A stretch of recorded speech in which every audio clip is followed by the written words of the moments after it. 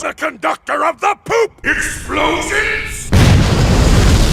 And the answer is, I am. Whether that is something to be proud of or not is another issue, however. Ladies and gentlemen, how do you like gameplay? Because I know for me, it rates right up there at the tippity-toppity of important boppities in my scat-based game. Why are you the way that you are? I'm this way because you like it. Just like I loved every bit of new information Gearbox was nice enough to share with us today. For ease of viewership, I'll be talking about the more general changes we got to see, bosses and endgame type content, guns, another pile of guns, and a third pile of guns hidden under the bed, and of course, the Vault Hunter information. The only thing that keeps us all unique. Except me. I will always be a special snowflake. The sun rises on the Pandoran landscape, and what is the first thing you notice? Well, nothing. And that is the beauty of the new UI. It is absolutely minimalistic, taking up such a small fraction of your screen that it lets you truly appreciate the beauty of this world, as well as something like the new emote system, by the way. I mean, this game is just gorgeous, and if you don't agree with the way it looks, you can change that by shooting out an oil pipe. The oil would range out of which you can then light on fire, meaning, hey guys, we just got proper interactable environmental bits, and that makes me happy. And wait, now, you can also melee barrels to use them as projectiles. The combat just got so much more interesting, and we're just scratching the surface. Level scaling is in full effect, to the point where you should never even notice someone is a different level than you, aside from the quest that they're on. And then on top of that, all the loot is instanced and personalized, meaning that you no longer have to fight with loot goblins. But if you like to be a loot goblin yourself, there is also a classic mode for the game with scaling off and shared loot on. Tons of returning characters who, by the way, you can revive now, and can also revive you, but that's only out in the field. What happens when we go back home to Sanctuary the Third? Almost there.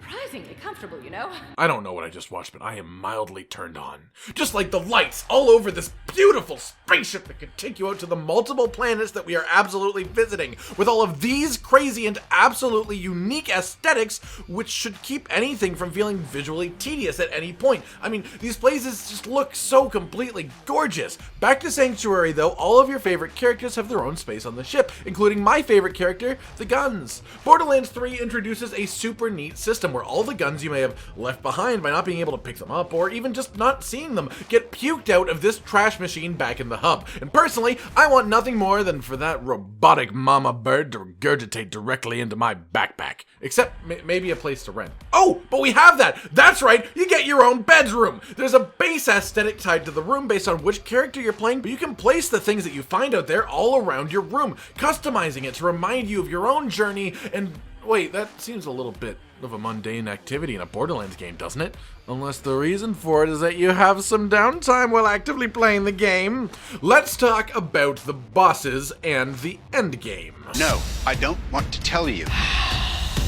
No, not that endgame. This endgame and Borderlands. What we saw and heard today were super early game bosses, but they were super promising. Shiv, the first boss you will find, has a knock-up type attack, which, while basic, is a great way to actually have a mechanic to tell people that you have mechanics while still being friendly to the new players 10 minutes into the game. Gearbox devs themselves said that there is a proper team devoted to bosses this time around, and there is good reason for it. Vaults. That's right, plural. The main baddies in Borderlands 3 are attempting to open a bunch of vaults because one of them is capable of simply stealing the life essence right out of things. Their intentions? Stealing the power of the baddies hidden within each vault. What that means for us, once we beat the shit out of those tiny specks on our windshield, we will have an untold number of vaults full of powerful enemies ripe for the picking and the looting. I really want loot. Quan has the same affliction I have where you have to open every single freaking chest. This is a demo, we can just... Yeah, alright. What makes this interesting to me is two things. First, with the addition of separate planets and the importance of a vault, it is entirely possible we wind up with dungeon or raid-like activities that see us fight our way through hell just to get to the vault itself, only to open it and fight the big bad at the end. That would be moving the way of the modern looter shooter, but Borderlands 3 is the child of the original looter shooter. It has no need to move in that direction, but I'm just saying it's entirely possible right now that it will, and the way the world is set set up would be perfect for it. Now, I talked about the first mini-boss in the game. We actually also get to see a boss from around level 5 named Mouthpiece. Now, as we approach the fight with Mouthpiece, we fight through an area full of his minions, obviously, but also these speakers that work sort of like traps, lighting up when about to fire and shooting sound waves out, knocking you back and dealing damage. Lo and behold, the second you get to his boss fight, it's all about these speakers. The arena is covered in them all the way around the edges and even a few in the middle. And then on top of that, the boss himself has some awesome sound wave-based weaponry in his shield and gun, which, by the way, once you kill him, is all yours. The gun, not the shield. I'm sorry to tell you that. Ah, the glorious way guns work in Borderlands. If you kill someone, their possessions are yours. Yoink. And goddamn, their possessions are badass as hell. Most importantly of which are all of their weapons, and also the weapons that don't belong to people. Just, honestly, guns everywhere in this game are amazing, and they just got more amazing. First and foremost in the shower of new weapon information is the new elemental type, Radiation. Radiation bullets apply a debuff to an enemy. If that enemy dies while the debuff is still applied, they explode. Any enemies hit by these explosions are, you guessed it, given the radioactive debuff. If you're wondering the best way to use this, just picture a ball pit, but if every ball in the pit was a nasty monster. We'll use this element and these closely packed evil demon balls will have a terrible time. Recently, I talked to you guys about the underside of the flesh caravan.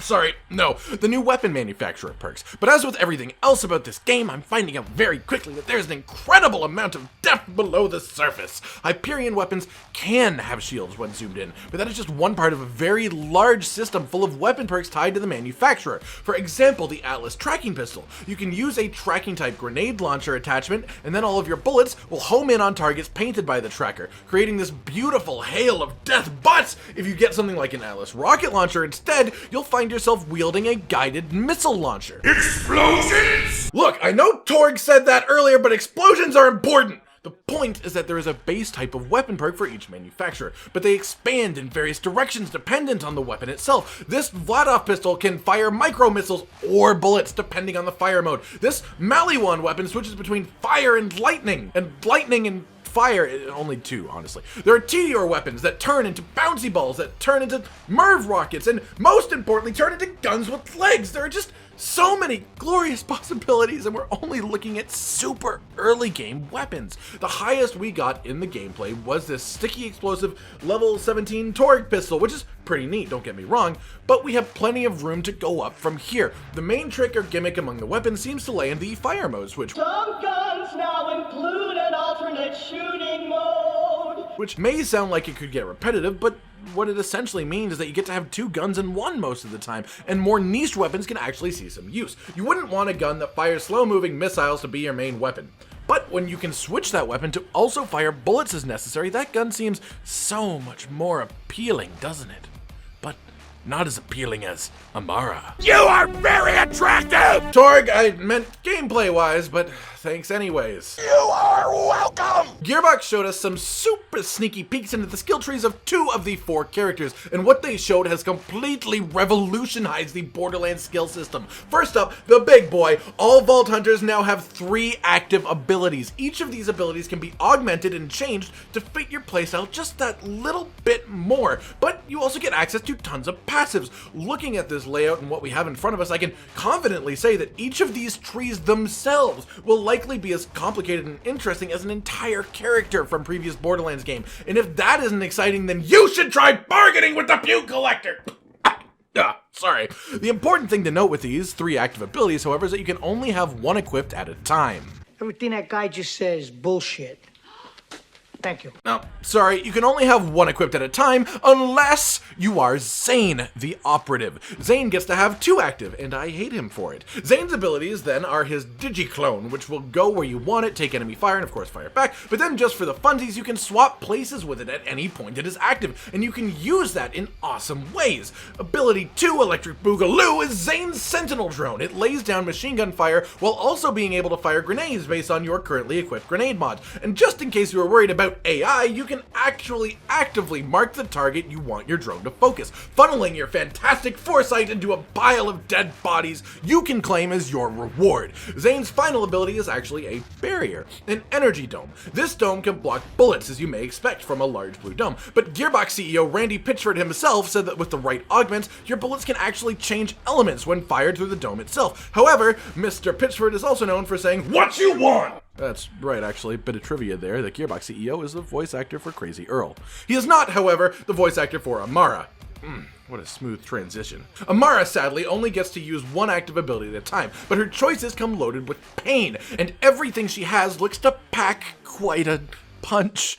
Amara has access to a phase lock type ability called Phase Grasp, using her projected fist to grab enemies and hold them still, an astral projection kind of ranged ability called Phase Cast, and this beautiful ground pound called Phase Slam. All in all, between Amara's abilities, Lilith's Phase Walk, and Maya's Phase Lock, I think it's easy to say, it is actually a phase mom. If you like robots in Russia, then Moze is probably your jam, but not literally because she is not currently capable of being spread on toast. Unfortunately, we only got to see proper gameplay from two of the characters. However, there was a neat little trailer at the end of the event that gave us a couple of glimpses further into these other characters. For the first time, we got a first-person view of the inside of Moze's mech, and one thing we got to see the beauty of were these tiny little nuclear missile explosions, which holds no candles to her shocking melee stabbers. Look, I like melee characters, okay? While this doesn't tell us everything about Moze, it does give us a bit of a hint. The mech seems like a mainstay across her character, which makes a ton of sense considering how big of a part of her personality they want it to be. So my updated theory about Moze's active abilities and skill trees is that they are in charge of the ordnance of the mech rather than full-on vehicles. One tree for explosions, one tree for melee, and the last tree for, maybe projectile socks or something. Maybe even an FL4K cannon. I'm so funny.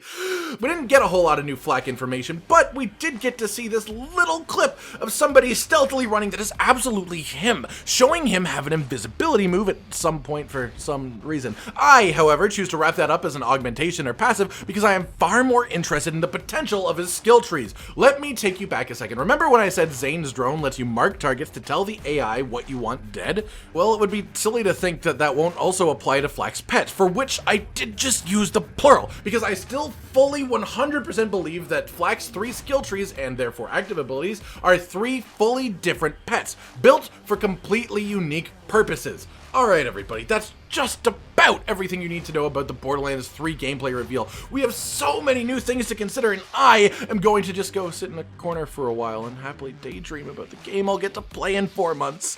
I've been Cotton Dinosaur. Like if you liked the video, subscribe and hit the little notification bell for more, and most importantly, ladies and gentlemen, until next time, stay sweet.